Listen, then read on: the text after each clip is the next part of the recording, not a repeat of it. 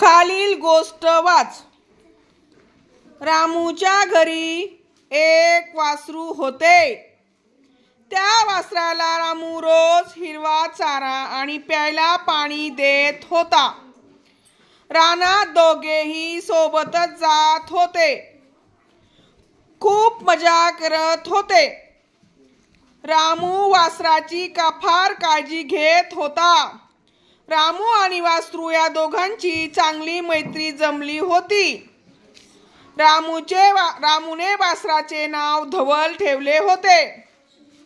रामू धवल या नावाने हाक मारताच वासरू दोन्ही पाय हवेत उंचावून उड्या मारत असे. उड्या मारत मारत रामूच्या जवळ जाऊन त्याच्या भोवती आनंदाने घिरट्या घालत असे. प्रश्न पहिला.